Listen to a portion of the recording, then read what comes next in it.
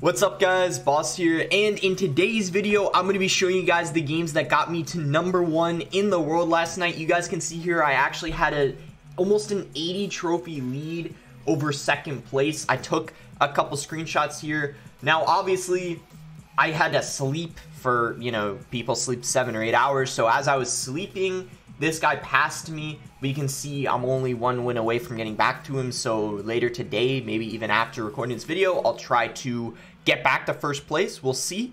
I have some really good replays for you guys, and I know a lot of you guys will say like live games are the best, replays are boring, but I truly believe if you guys want to improve with a deck, the best way is by replays, because I can actually explain my thought process, explaining to you guys why I made the plays I did. And I can't commentate as well during live games because I obviously have to focus on the decisions I'm making. In this way, with the replays, what I did already happened, so you guys can learn much better. I have 6 replays here. All are pretty popular decks in the meta that I played against. I even got one versus Oyasu here. You guys might know him, YouTuber. Really good game against him. We got one versus Giant Double Prince. We got one versus Sparky, RG, Golem Clone, and Giant Graveyard. All really good decks in the meta. Showing you guys like how you want to play the matchup, and also just proving why EGIANT is one of the strongest decks in the meta right now. So before we get into it, if you guys want to support me, you can use my credit code BOSS in any Supercell game. Really do appreciate all the support. It does mean a lot. So now let's get into the first replay versus Oyasu. You guys probably know him. This is actually a pretty difficult matchup too. So of all the games, this is probably the one that I'm most proud of winning. Not just because it's Oyasu. I've beaten Oyasu a lot before in the past, but what I mean is this matchup is pretty hard. I would say Drill Cycle should win this matchup like 80% of the time, especially since he's using Fireball, which is really good against the Mother Witch.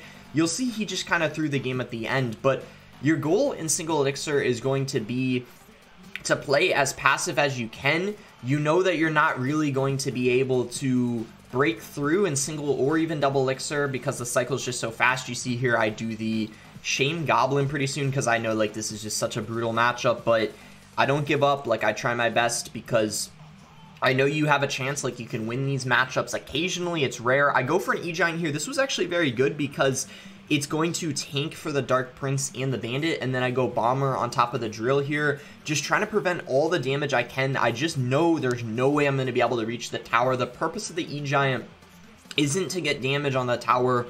It was solely just to ensure I have some sort of a tank down. Otherwise, the Bandit and the Dark Prince would have been pretty hard to defend. So he stops that really easily. Again, you can't expect to get any damage in Single Elixir. It's just near impossible in this matchup because of the Tesla, just so strong against that Electro Giant. And then you having to spend 6 Elixir just to lightning it. There's no way you can manage to do that in Single Elixir, which is why you're seeing I'm just playing this so passively. Set up a cage here. We did have a nice little Elixir lead. Notice how I went for the Mother Witch there because he didn't have his Fireball in rotation. I'm trying to take advantage of that.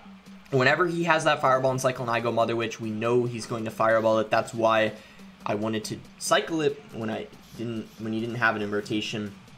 It doesn't even get a lot of value anyway. I mean, it is going to turn the Dark Prince into a pig, but it's not going to do anything for me.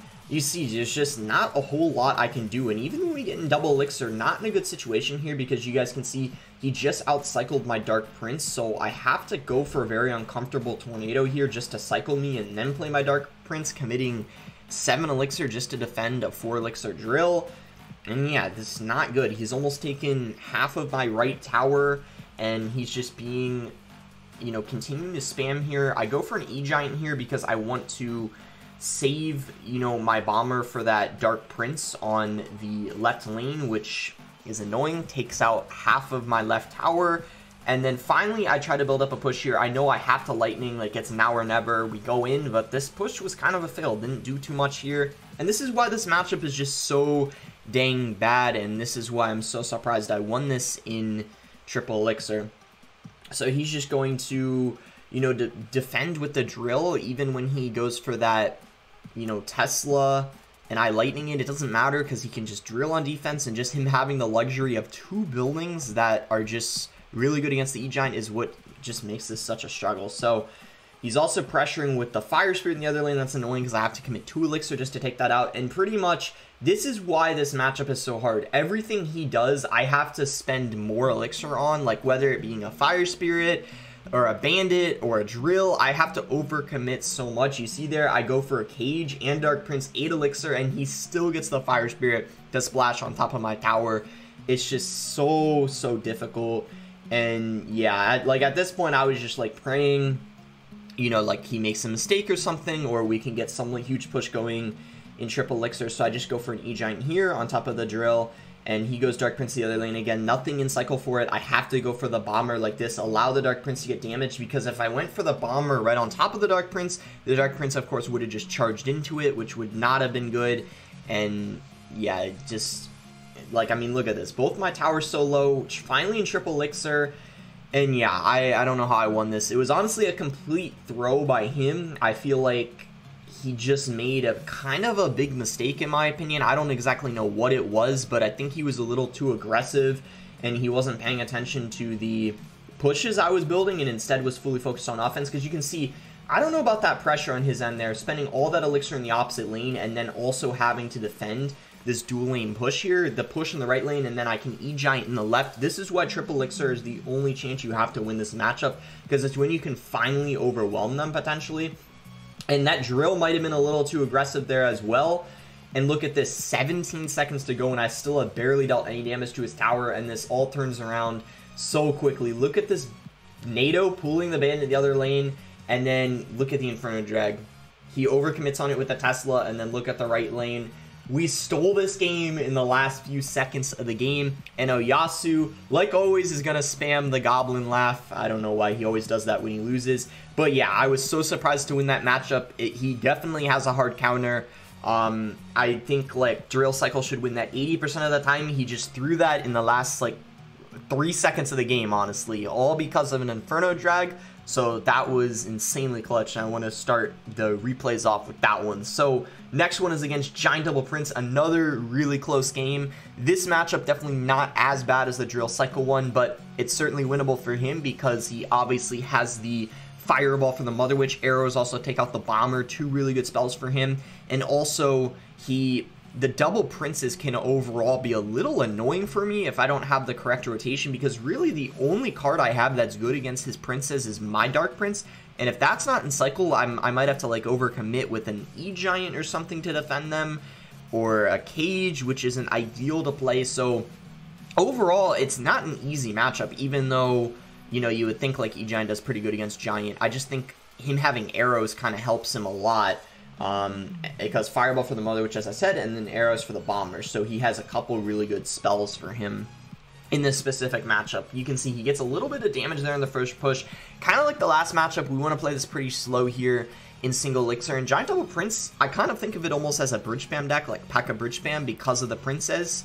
You know, the Giant players often typically always spamming princes at that bridge, so what I like to do is in these types of matchups, play it pretty slow, and I won't go for an E-Giant in single unless I have a good elixir lead. Otherwise, just going to let the opponent push into us, and we're going to try to counter push off of him.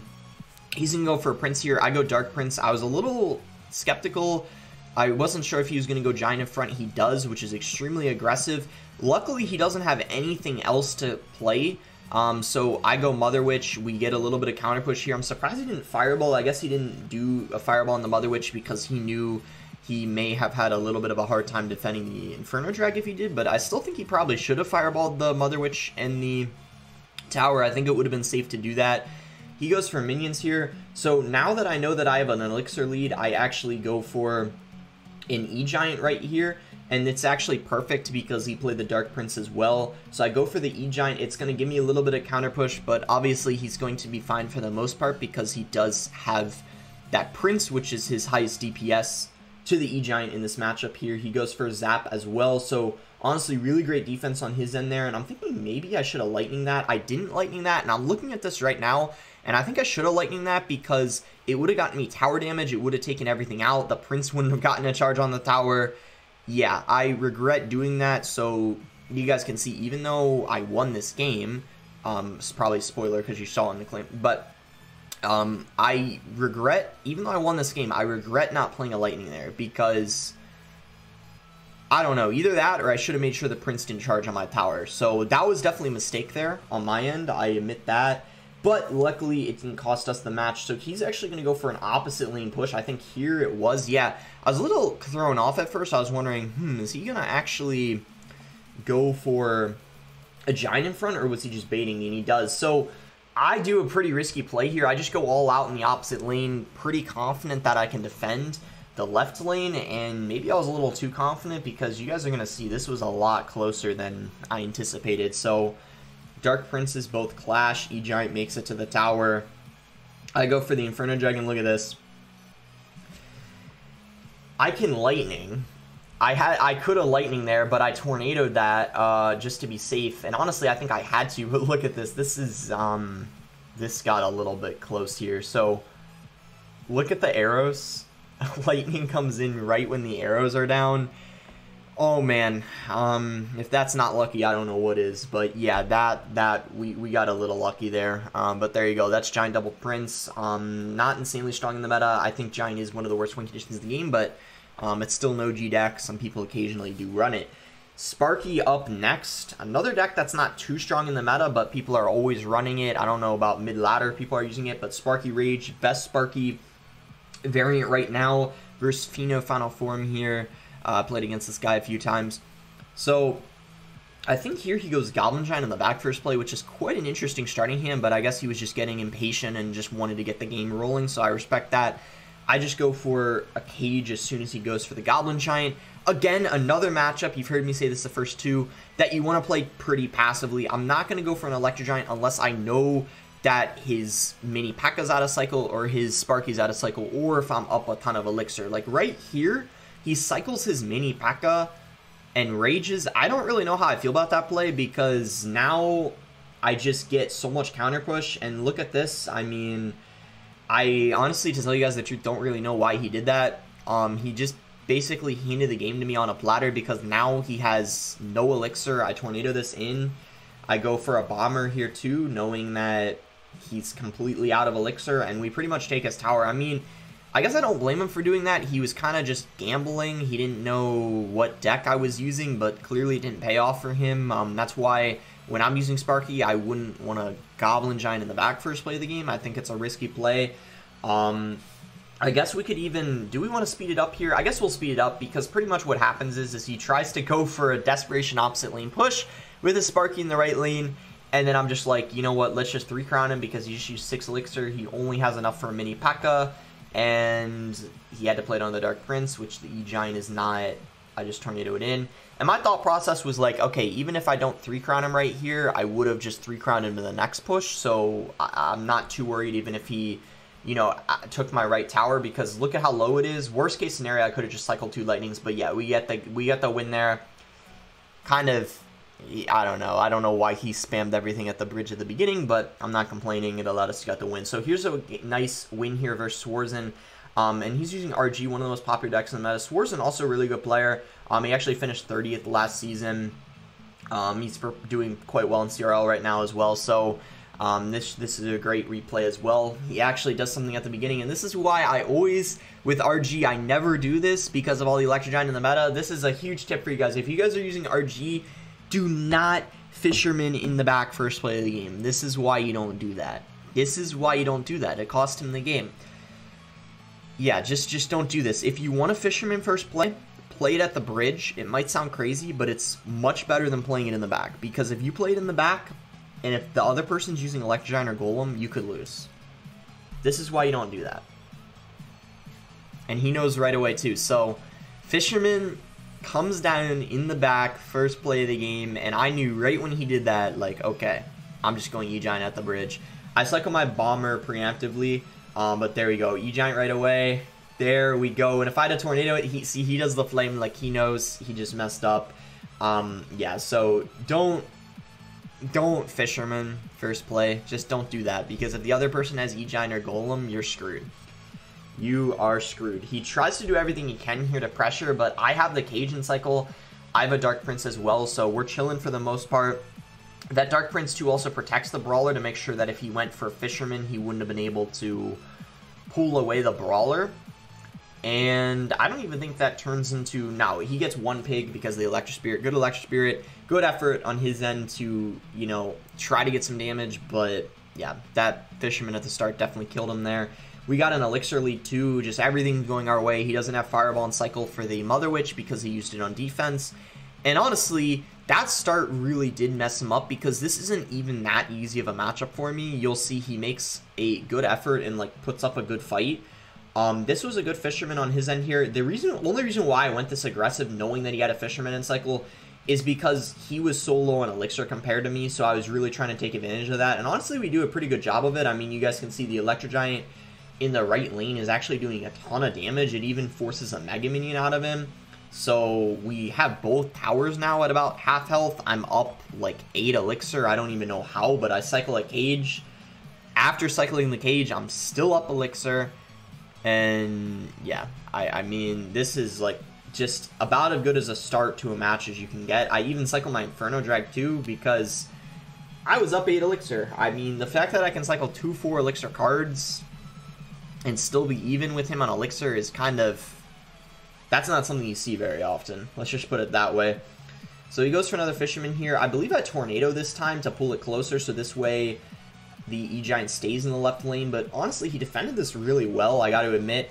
I go for an Inferno Drag in the opposite lane. This is just a pressure, and honestly, this was probably a little bit of a mistake on my end. I did this because I was up so much Elixir, but I kind of just wasted it. That was not a very smart play because now he can counter push. Truthfully, I don't know why I did that.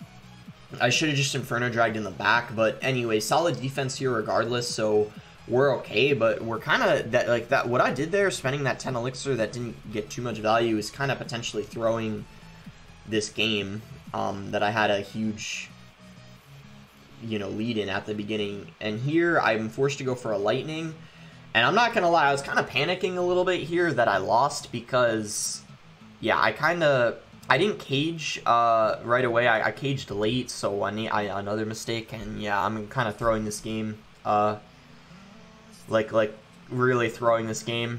I don't know how, but I think I might have gotten overconfident from the start, and he just started playing better. But we're able to get damage here, luckily. I don't know why he didn't Fisherman. I think he should have Fisherman there. Bomber Splash, and yeah, he should have Fisherman there 100%, but anyway, the fact that I almost threw that game is ridiculous. Like, a couple bad plays, but yeah, I don't know. We won, that's all that matters, but that shouldn't have been that close. Alright, got another game here versus Golem Clone. So, almost everyone hates Golem Clone. Such a toxic deck, even lower skill than Electro Giant. I mean, when people ask me what the lowest skill deck in the game is, it's got to be Golem Clone, because literally all you do is keep playing golems in the back and playing Night Witches behind it, clone it. He golems first play, that's what you're supposed to do, so actually thumbs up for that. Every time I do a golem clone video, I say that's what you're supposed to do, so he did do that. That is the correct play. But this is Electro Giant. You could say it's unskillful, but it definitely takes more than Golem, because Golem Clone at least, because Golem Clone, you just do the same thing over and over, and pretty much you either counter the opponent or they counter you, and there's just no in between. Luckily for us, we do have the matchup here, and he, as he should be doing, is just spamming everything at the bridge, and then he gets ready to clone. I wait to play a Tornado. Notice how I'm not playing a Tornado. I'm not playing it because I want to wait until he clones, and he surprisingly waits so long that I decide not to Tornado, because I know that I'm able to defend, and it got a little close. I honestly kind of am surprised that I was so confident in the Mother Witch, but I was paying attention. I decided not to Tornado, and because of that, it essentially allowed me to just build a push and 3-crown him right here, because I knew that he wasn't going to be able to build up another, Golem push. So I just go E-Giant here, and yeah, we pretty much 3-crown him, and yeah, that's that. Pretty, quick, straightforward game. I mean, obviously, yeah, we do have a good matchup, but, it's Golem Clone, right? So we should show the replay, because everyone hates Golem Clone, and if you hate Golem Clone, I recommend using this deck, because you'll probably win the matchup, like, 8 or 9 times out of 10, if I had to say, unless you, like, make a mistake in Tornado early, but otherwise, it's pretty easy. So, yeah, that's that. And then this was the match that got me number 1. It's a pretty quick one, so I might even show one more bonus replay after this. I guess we'll see. I have one versus Lava. I don't know if it's worth showing because Lava's a pretty easy matchup like Golem, but I guess Lava's popular in the meta, so just in case you don't know how to play the matchup, I could show you, because there are a couple tips I do want to address, because I do sometimes see people use EGIANT and lose to Lava more often than they should because of doing some stupid plays that I could explain, like, that you shouldn't do. So here, I go Dark Prince in front of my King Tower. I don't play it behind, because if I played it behind, his Dark Prince and mine could have clashed at my tower, and he's could have splashed on mine, so always make sure to play your Dark Prince a little higher up instead of all the way in the back when they go for 1-2. That's something important to note, a very small thing, but anyway, he goes for the Giant, so I cycle my Bomber first, I believe, and then I cycle my Inferno Drag. I didn't cycle my Inferno Drag first because you don't want to cycle your Inferno Drag too high up. And that's a very good tip, because if I cycled it first, his Witch definitely would have targeted my Inferno Drag, which would have been bad. And look at this. This is what cost him the game here. He goes for the Fireball, thinking that the Fireball would have propelled the Inferno Drag, so the Witch targeted the Inferno Drag quicker. But look at what I do. I go for a sneaky little E-Giant right there to tank, and he essentially just wasted 4 elixir. He killed a Bomber, but now that Inferno Drag is not dying, which is what he wanted. As a result, he's going to lose the whole tower, and watch what happens. I mean, he basically tries to make one last effort here to take my tower. You'll see he goes for a Dark Prince. I don't know why he didn't go for a Giant. I guess it's because, I don't know, like, I don't know why, but anyway, he went for a Dark Prince, and I play a Bomber. I thought he was going to arrow here, but surprisingly, to arrow the Brawler and Bomber to try to get the Inferno Dragon on the tower, but surprisingly, he just gives up. I mean, top ladder players just kind of give up, like early on for some reason. I don't know why. I honestly think it's because it's early season. I mean, this guy is one of the best Giant Graveyard players in the game. He finished 35th last season. I think, like, it's because, I don't know, he was like, you know, whatever, man, like, you counter me, it's early season, I'm not going to waste my time. But yeah, that was actually the game that got me first in the world. I guess we can show one bonus game real quick. But yeah, those were the main replays I want to show you guys. This is one versus Lava Loon. I'll show you guys real quick. This, I guess, will be the last one. This is just to prove to you guys how easy Lava Loon is to beat. Pretty much, this is the main tip. You want an E-Giant same lane as the Lava, and if you don't have E-Giant and cycle, your next best play is to play Inferno Drag same lane as the Lava. But here's what you want to do. This is a huge, huge tip. When you're versus Lava Loon, do not tornado the balloons. Especially not in single elixir. You want to save your tornado for the Inferno Drag. That's the most important thing. So, do you see right here how I wanna this is very important. Do you see right here how he has a balloon coming at my tower? Instead of tornadoing it to the King Tower or tornadoing the balloon and the lava pops away, look at what I do. This is very important. This is what people do that loses them the game in what should be a very easy matchup. I don't tornado the balloon to the King Tower or the lava pups. Even if that balloon would have taken my whole tower, like say it was at full health and the Inferno Drag wasn't there, I still wouldn't have tornadoed it, because that Inferno Drag would have melted my whole Electro Giant. I called a good game here. We already knew we won. But pretty much, don't get baited by the balloon. You do not want to tornado a balloon to your King Tower when you have an E-Giant down and they play an Inferno Drag on it. Get that tornado ready for the Inferno Drag. Get it inside the E-Giant, because their Inferno Drag is the only thing they have. In 90% of lava decks, if they're using like Lava Inferno Drag, unless they have Barbarians. I mean, Barbarians are pretty good against the E-Giant, but if you have a Dark Prince or Bomber behind you, can take those out pretty easily. The Inferno Drag is like their only good thing. So, same thing here. I just go Bomber. I don't have the Tornado and Cycle in this situation, so it doesn't even matter anyway. And also, his Inferno Drag is targeting the Bomber, not the E-Giant, which is actually good for me, because the E-Giant's able to get so much damage. Now, here's the difference.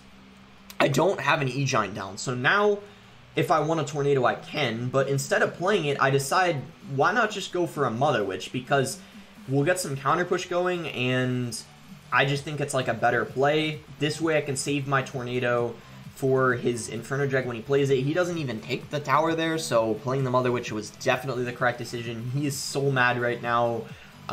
It's just such an easy matchup for me, so I can't really blame him. And yeah, I mean, it's straightforward. Just remember the most important thing: do not save your tornado for the Inferno Drag. Like, I don't even care what he's doing in the opposite lane right now. He goes for minions, just ignore that crap. That doesn't 3-crown you. Even a Lava Loon push will not 3-crown you by itself. So just remember that. Just ignore all that garbage they play in the opposite lane. When you have an E-Giant down, your full focus is offense. Do not use your tornado on anything except that Inferno Drag in majority of situations, and you'll be fine. So here, ignoring that balloon, just tornado that right in, make sure we're able to get the win, and that will do it. Very, very easy matchup. That was the game that got me it before, and this was actually not, this was a snipe. Best and they didn't even care because it's early season. We talked about it on Twitter. He didn't even care. But yeah, sniping's fun. And actually, I don't know if you guys think are gonna, well, call me a bad person or say it's like cheating or whatever, but just keep in mind, Anaban, who finished #1 in the world 6 times, pretty much got it only because of sniping. So it's allowed, and it's kind of strategic because you could miss the snipe and fail it, but anyway, I don't want to get into that. I'm just addressing that in case someone saw it on the battle log. But anyway, that is going to be it for the video of how I got #1 in the world. I know I'm 2nd right now, but that's because I had to sleep, as humans, we have to sleep like 7 or 8 hours, so unfortunately someone passed me while I was in my slumber. But yeah, the screenshots again prove it. I had about an 80 trophy lead, which is absolutely insane. So hope you guys did end up enjoying this video. I really recommend using Electro Giant, one of the strongest decks in the meta. And yeah, it's always fun getting #1 even early season. I've been #1 now quite a few times. I really want to finish #1. That's the goal I have. Getting #1 early season is nice and all, and even I've gotten it, middle of the season or towards the end, but I really want to finish #1. Hopefully I can make that happen eventually. But yeah, that's going to do it. Make sure to like the video if you guys did enjoy it. Subscribe if you aren't subscribed already. And thanks again. Until next time, guys.